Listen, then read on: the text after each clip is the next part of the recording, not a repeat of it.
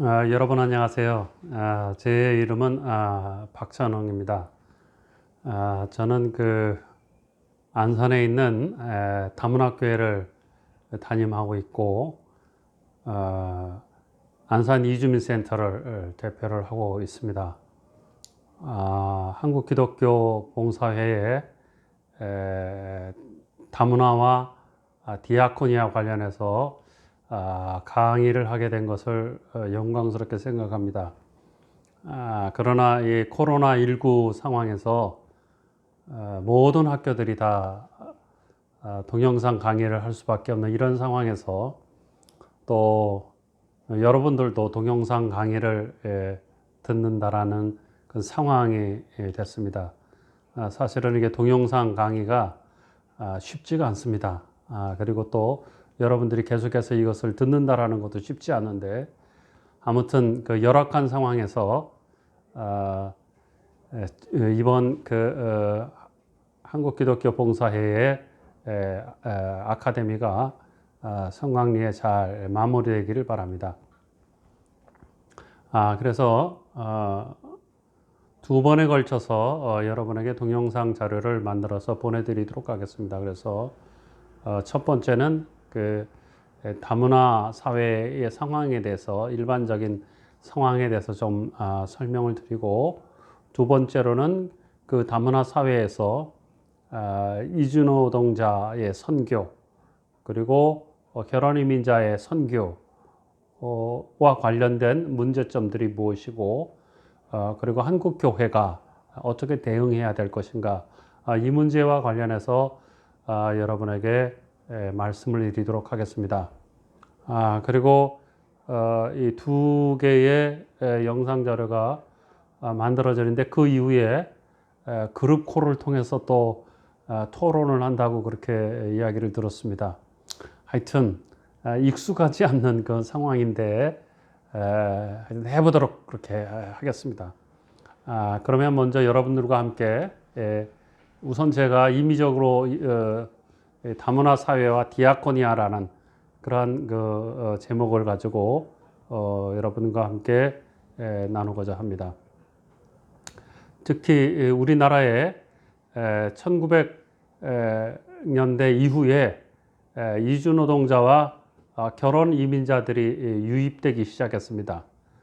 그래서 어떻게 보면 이주노동자와 결혼 이민자가 스스로 한국 사회에 들어왔다기보다는 한국 사회가 먼저 이들을 요청했다 하는 겁니다. 우리가 이주노동자와 결혼 이민자를 바라볼 때에 우리가 다문화 사회가 되고 이주노동자와 결혼 이민자가 되면 저 사람들이 많은 이익을 볼 것이다, 이런 우리가 선입관과 편견이 있는데, 사실은 이주노동자와 결혼 이민자들을 유입시킨 것은 한국 정부였고, 한국 사회의 이익을 위해서 우리가 이주노동자와 결혼 이민자들을 한국 사회에 초청했다라는 그러한 생각을 우리가 가질 필요가 있다, 그렇게 생각을 합니다. 그래서 이주노동자와 결혼 이민자는 사실은 한국 사회가 초청한 손님입니다. 그러면 이주노동자와 결혼 이민자들이 어떻게 유입이 됐는지 일반적인 이야기만 먼저 하도록 하겠습니다. 좀 딱딱한 이야기가 될 수 있겠지만 그래도 여러분들이 조금만 참고 들으시면 되겠습니다. 우리가 이주노동자가 한국 사회에 들어온 것은 한마디로 말하면 노동의 유연화 정책입니다.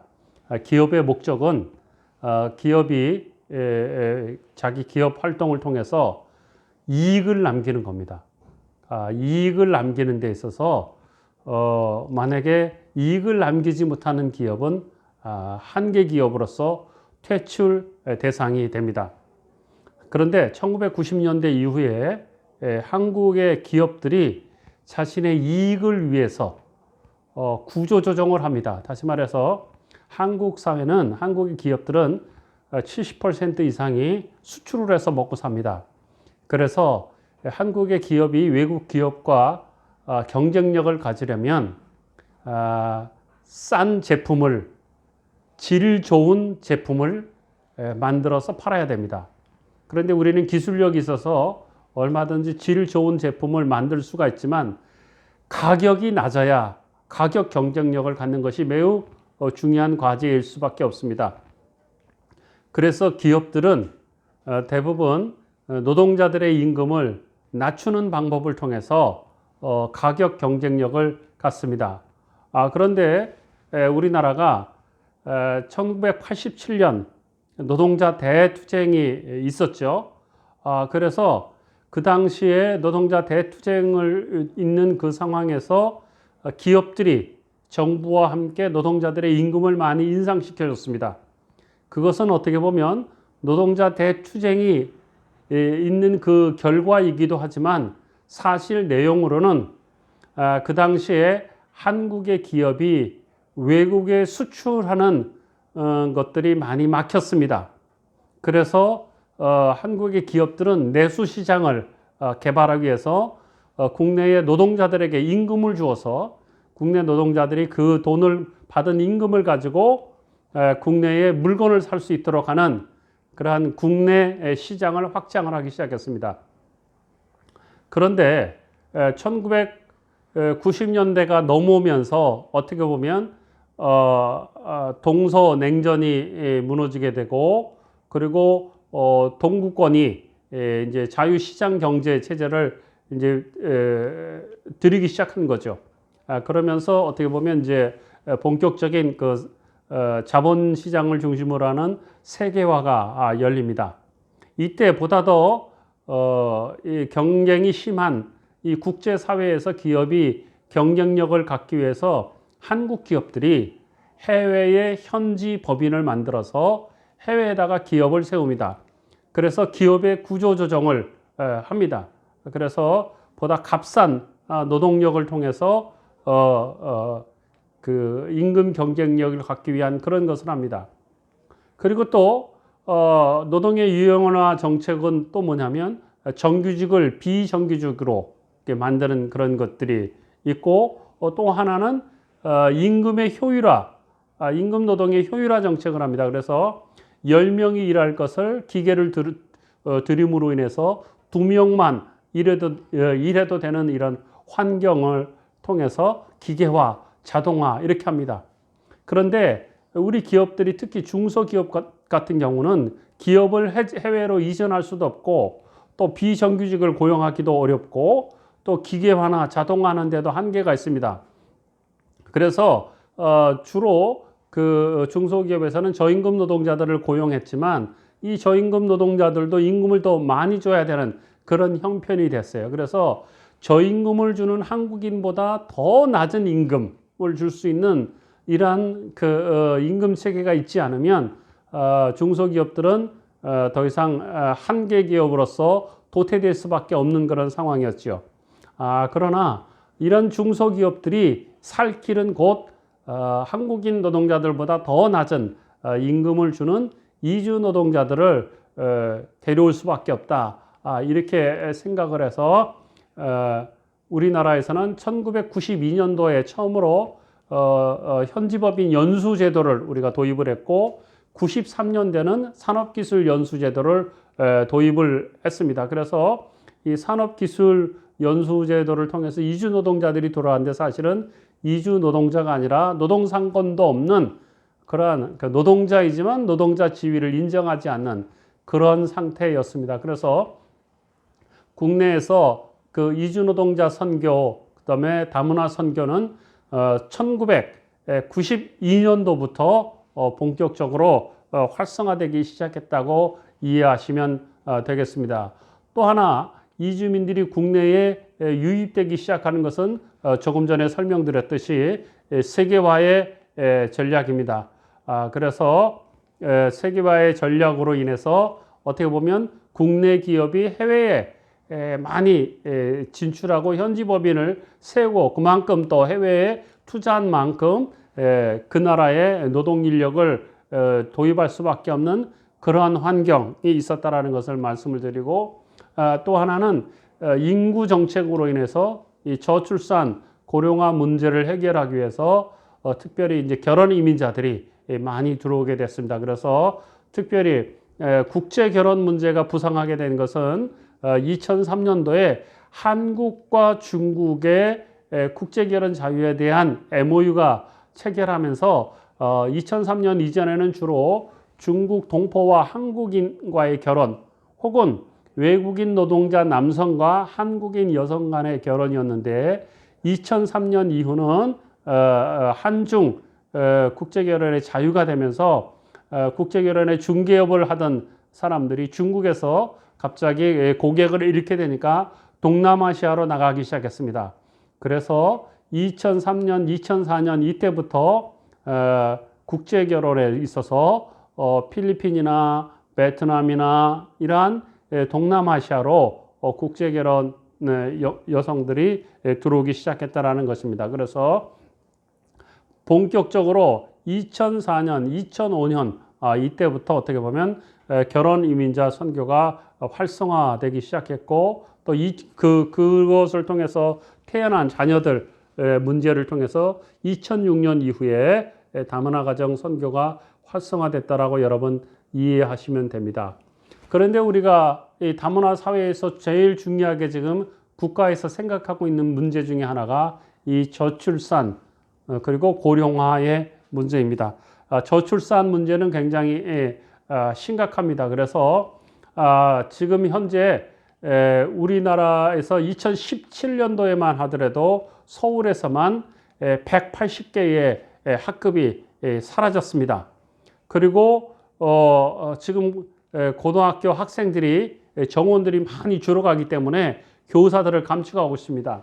이 표에 의하면 2016년은 60만이었던 고등학교 1학년 재학생 수가 2022년에는 42만 명으로 약 8만여 명이 줄어듭니다. 그래서 지금 초등학교, 중등학교, 고등학교가 지금 점점 학생 수가 줄어들고 있고 그런 차원에서 결국은 학교 교사들까지 지금 감축하고 있는 것이 현실적인 문제입니다. 그래서 이 저출산의 문제는 지금 초중등학교 학교의 위기가 되고 있습니다. 뿐만 아니라 이 고등학생의 숫자가 줄어들게 되니까 결국은 군대 가는 사람들의 숫자도 좀 줄어들게 되고 고등학생들의 수가 줄어든다는 건 뭐죠? 이 대학교 학생들도 모자라는 거고 지금은 고등학생보다는 대학생이 더 많은 거예요. 그래서 서울 이남 지역에 있는 대학들은 학생들을 모집하지 못해서 지금 대학들이 또 위기에 많이 빠져 있죠. 이런 상황을 우리는 저출산 사회에서 경험하는 그러한 인구 부족에서 나타나는 문제를 경험하고 있습니다. 그것뿐만 아니라 우리가 저출산이 되다 보니까 소위 말해서 그 노동인구, 생산 가능한 노동인구의 수가 줄어듭니다.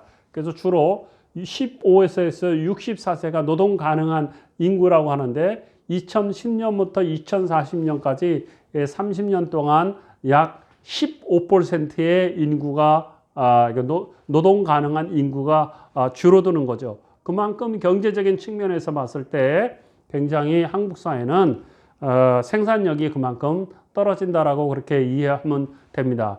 뿐만 아니라 저출산의 기초에서 또 고령화가 많이 되는 거죠. 그래서 여러분들이 저출산과 고령화에 관한 이야기는 많이 들었을 줄 압니다. 그래서 고령화가 점점 되면 어떻게 되느냐?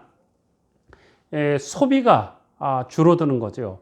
그러면 이제 경제 활동이 원활하지 못한 거죠. 지금도 우리가 코로나19 때문에 소비가 줄어들어서 대부분의 기업들이 굉장히 어려움을 겪고 있고 또 문을 닫는 그런 회사나 문을 닫는 자영업자들이 많이 늘어나기 때문에 고령화가 되면서는 소비가 줄어들어서 많은 자영업자들이 앞으로도 점점 어려워질 거다. 소상공인들은 가면 갈수록 더 위기를 맞을 것이다. 이런 겁니다. 이런 것들이 어떻게 보면 저출산 고령화의 문제이기도 합니다. 그래서 우리가 다문화 사회가 된다라고 그렇게 사람들이 많이 이야기하는데 또 다른 문제는 뭐냐면 어떻게 보면 이 다문화 사회가 되면 외국인들이 더 많이 이 들어올 것으로 이렇게 생각합니다. 그래서 외국인들이 들어와서 한국의 국적 신청자들이 많이 늘어날 것이다. 이렇게 이해를 하고 있죠. 근데 현상은 지금 반대입니다. 어떻게 보면 새로 이주민에 의한 국적 신청자보다는 국적을 포기하고 선진국으로 가는 사람들이 더 많아집니다. 그래서 선진국으로 간다라는 것은 뭐죠? 한국 사회에서 경제력 있는 사람들, 이런 사람들이 다 점점점 빠져나가고 있다라는 거예요. 그래서 저출산 고령화로 인해서 인구가 줄어드는 반면에 또 국적을 포기하는 사람들도 새로 들어오는 이주민보다 국적 포기자가 더 많은 것이 지금의 현실이다. 그런 겁니다. 그리고 뿐만 아니라 선진국으로 빠져나간 이주민들은 그 젊은 청년들이 한국 사회에 더 들어오지 않습니다. 오히려 지금은 그 미국의 마브니 프로그램이나 이런 거를 통해서 군 복무를 하면 한국의 유학생들이 미국의 국적을 갖는 겁니다. 그래서 한국 사람들이 선진국의 국적을, 시민권을 따기 위해서 국적을 포기하거나 한국에 들어올 생각을 하지 않는 이런 일들이 자꾸 늘어나고 있다는 것, 여러분 그것을 이해하시기를 바랍니다.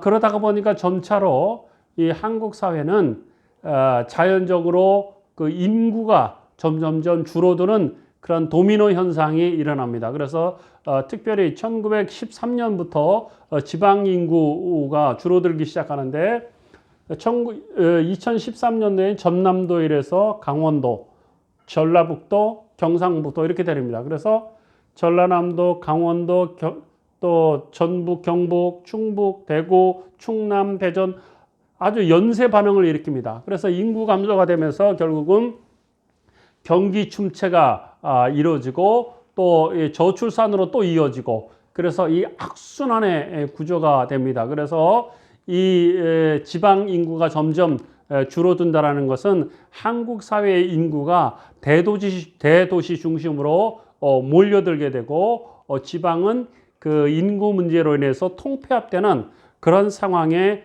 빠져 있게 됩니다. 최근에도 코로나19 때문에 농촌에서 여러 아우성 소리가 나옵니다. 지금 봄에 작물을 심고 농사를 시작해야 되는데 농촌에서 일할 일손이 없다라는 거예요. 이주민들도 이 코로나19 때문에 사회적 거리두기나 이런 것들 때문에 다 농촌에 와서 일하는 걸 꺼려하는 겁니다. 그래서 지금은 농사를 제대로 짓지 못한다라는 그런 농민들의 이야기들을 많이 들었습니다. 바로 이러한 상황이 지금 총체적인 난국으로 빠질 수밖에 없는 그러한 현실에서 우리는 다문화 사회를 맞이하고 있는 겁니다.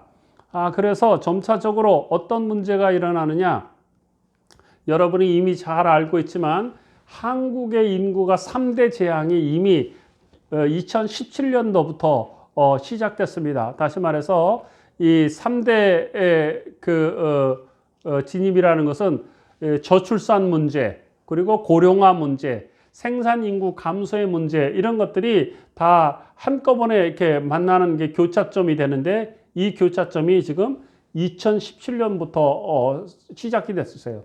그래서 한국 사회는 이미 고령화 사회에 2000년부터 진입을 했습니다. 우리가 고령화 사회라고 하는 것은 노인 비중이 7% 이상인데 이미 한국 사회는 2000년부터 고령화 사회에 진입이 됐다라는 겁니다. 그래서 고령화 사회인데 지금은 한국 사회는 지금 2017년도는 뭐예요? 고령화 사회가 아니라 이미 고령 사회가 됩니다. 고령 사회로 이렇게 됐습니다. 그래서 2017년부터 저출산, 고령화, 또 생산 인구의 감소, 이것을 다 묶어서 우리는 인구 절벽이다, 그렇게 이야기합니다. 인구 절벽. 인구 절벽은 뭐냐? 이제 더 이상 인구가 늘어나지 않는다, 이런 것이라기보다는 인구 절벽이라는 말은 경제적인 용어입니다.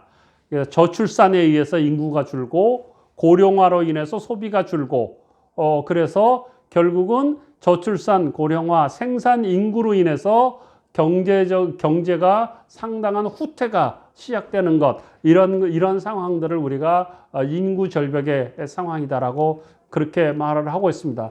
그래서 지금 한국 사회는 저출산의 문제, 고령화 문제, 생산 인구 감소의 문제, 이런 문제로 굉장히 골머리를 앓고 있습니다. 그래서 유럽 사회는 이것을 탈피하기 위해서 4차 산업을 도입을 하고 있는데, 지금은 또 코로나19 때문에 세계가 모든 것을 다 멈출 수밖에 없는, 역사의 시계가 멈출 수밖에 없는 그런 이제 상황에 이르렀죠.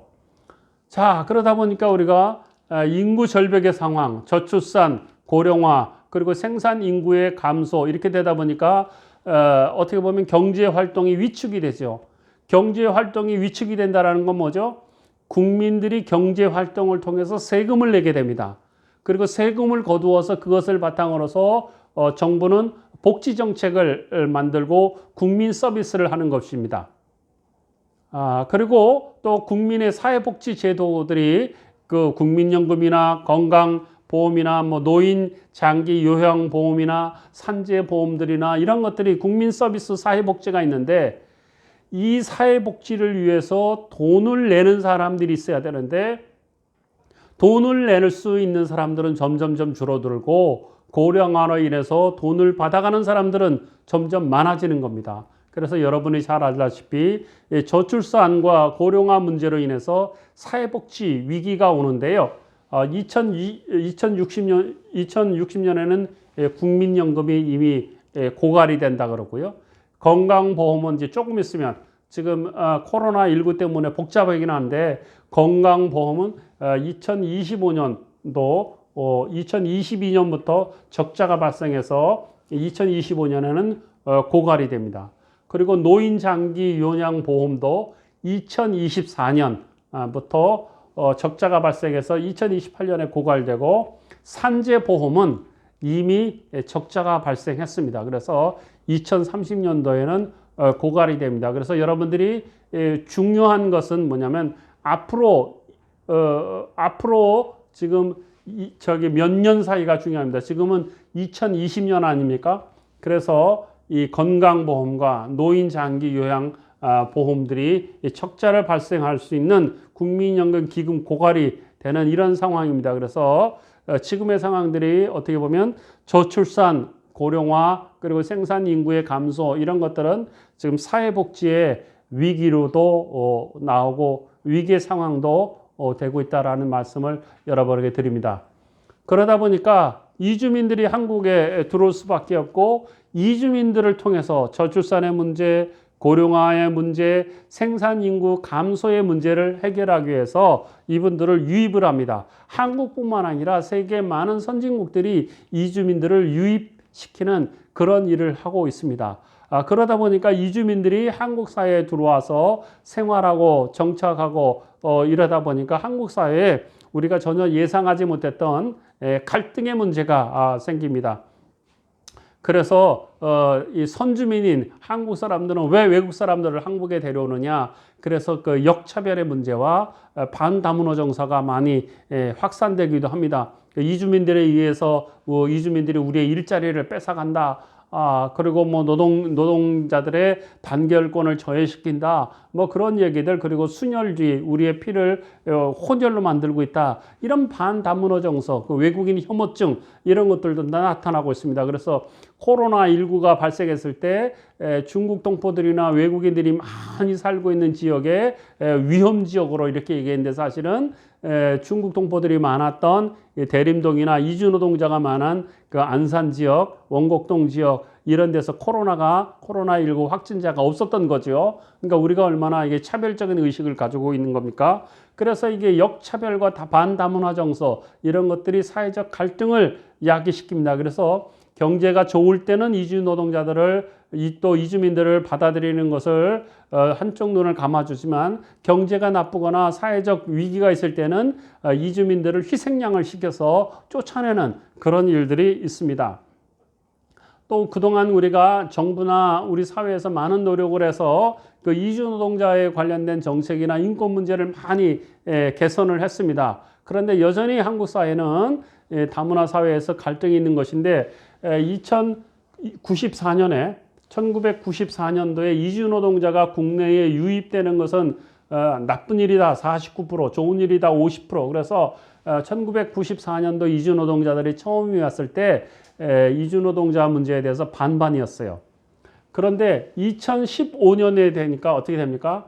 이주 노동자가 들어오는 것은 좋지 않은 일이다 54%, 그리고 좋은 일이다 39%가 됐습니다. 어떻게 보면 이주 노동자에 대한 인권이 많이 개선됐다라고 하는데 오히려 더 94년보다 2015년이 더 이주 노동자에 대한 인식이 더 안 좋아지는 그런 상황입니다. 그래서 세계 여러 나라에서 이주 노동자들을 수용하는 이주 노동자를 수용하는 것이 좋다라고 이렇게 보는데 그것은 약 59% 정도 이렇게 됩니다. 그런데 긍정도를 봤을 때 한국의 긍정도는 오히려 더 세계 평균의 마이너스 15 정도 이렇게 낮은 겁니다. 그래서 한국 사회는 여전히 차별 문제, 인권의 문제 이런 것들이 있습니다. 그래서 이주민들을 받아들일 수밖에 없고 한국 사회는 다문화 사회가 될 수밖에 없는데 사회적 문제가 계속 나타나고 있는 거예요. 그래서 이주민들이 가지고 있는 장기 체류자들의 문제가 있습니다. 그래서 5년 이상 체류한 사람들은 자녀 양육의 문제, 많은 경우 오래 한국에 있는 사람들의 경우 자녀 양육의 문제, 편견, 차별의 문제, 경제적 어려운 문제 이런 것들이 있습니다. 그래서 주로 자녀 양육, 경제적인 어려움, 편견, 차별 이런 것들이 다문화 사회에서 인식 개선으로 우리가 고쳐야 돼야 될 그 문제점으로 많이 등장하고 있습니다. 특별히 결혼 이민자 관련해서는 우리가 결혼 이민자들을 많이 그 국민의 배우자이기 때문에 이분들을 많이 수용하려고 많이 노력하지만 사실은 이 차별을 하는 경우가 아직도 많이 있어요. 그래서 시도별로 이렇게 보니까 결혼 이민자에 대해서 사회적 차별이 많은 지역이 제주도이고 경기도는 44% 이런 정도로 차별의 경험이 있습니다. 도 단위로 봤을 때는 제주도가 제일 높은 걸로 봤는데 지방자치단체, 직할시 단체로 이렇게 봤습니다. 그런데 제가 깜짝 놀랐어요. 여기 보면 서울, 부산, 대구, 인천, 광주, 대전, 울산 이렇게 있는데 5.18 민주화의 도시라고 하는 광주가 50.9%로서 결혼 이주 여성에 대한 차별이 가장 높은 곳으로 나왔습니다. 다시 말해서 결혼 이주민에 대한 차별 의식은 진보적인 곳은 좀 나은 것이 아니라 진보 보수 할 것 없이 오히려 그런 구별 없이 나타나는 거예요. 오히려 보수 성향이 강한 것이 울산인데 울산에서는 차별의 경험이 없다가 66.8%로 나왔습니다. 이상하지요? 그래서 그 이주민에 대한 차별의 문제, 결혼 이민자들에 대한 차별의 문제, 이것은 진보 보수의 문제가 아니라 어떤 인식에 관한 문제인 것으로 우리가 많이 생각해 볼 수 있다 이렇게 생각합니다. 그래서 현재 국내에 와 있는 많은 결혼 이민자들이나 이런 분들이 가지고 있는 어려운 문제들이 몇 가지가 있는데 하나는 편견과 선입관에 관한 문제, 아직도 편견과 결혼 이민자들에 대한 편견과 선입관에 관한 문제들이 많이 있습니다. 그래서 아직도 힘들게 살아가는 사람들이 많이 있고요. 특별히 결혼 이민자들은 이게 언어의 장벽 때문에 많이 힘들어합니다. 그래서 언어 소통의 문제가 있고, 세 번째로는 문화적 차이. 국가나 정부가 지방자치단체가 많이 노력을 해서 사회통합 정책을 펼치고 있지만 여전히 그 문화적 차이 문제를 걱정하는 것이 많이 있고, 또 하나의 한국의 가부장 문화 속에서 나타나는 그 술과 가정폭력의 문제. 그래서 100명이 결혼했으면 약 30명 정도의 결혼 이주 여성들이 술과 폭력의 문제에 노출돼 있고, 결혼 이주 여성들의 57%가 폭행의 경험이 있고 그렇습니다. 그러나 이제 결혼 이주 여성들 같은 경우 64% 정도가 그냥 참고 산다라는 거죠. 그래서 어느 순간에는 이것이 폭발하는데 지금은 점점 결혼 이민을 국제 결혼하신 분들, 새로 결혼하신 분들의 비중에 비해서 결혼 이민자들이 이혼하는 율이 점점점 높아지고 있다는 것 우리가 한번 생각해 볼 문제라고 생각합니다. 그리고 또 하나는 국제 결혼한 가정들의 절반 이상이 아주 빈곤 가정입니다. 특별히 70% 정도가 빈곤 가정인데 전체 가정의 절반 이상인 약 50% 정도는 최저생계비 이하의 삶을 살고 있다라는 그 한때의 정부 보건복지부의 조사도 있기도 했습니다. 그리고 한국 사회에 오신 결혼 이민자들이 한국 생활에 대해서 실망을 하고 또 한국 사회 왔지만 어떤 성취도가 낮고 또 국제 결혼에 대한 자존감 이런 것들이 많이 낳는 거죠. 그리고 자녀 교육에 대한 문제점 이런 것들을 여전히 결혼 이민자들이 한국 사회에서의 갈등의 문제로 가지고 있다라는 것입니다.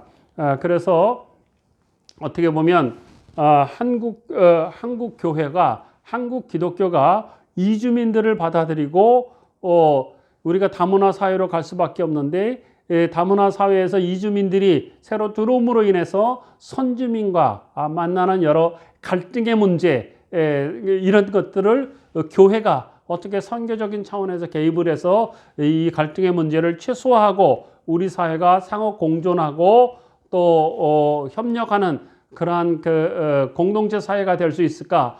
이런 문제를 어떻게 보면 한국 교회가 생각해야 될 중요한 문제라고 생각합니다. 바로 이러한 것들은 한국 교회가 가져야 될 다문화 사회에 가질 수 있는 우리의 과제라고 이렇게 생각합니다. 그러면 다음 시간에는 구체적으로 한국 사회에서 이주민들이 가지고 있는 문제점들을 좀 살펴보고 그 문제에 어떻게 우리가 한국 교회가 개입을 하고 문제를 개선해 나갈 수 있을까?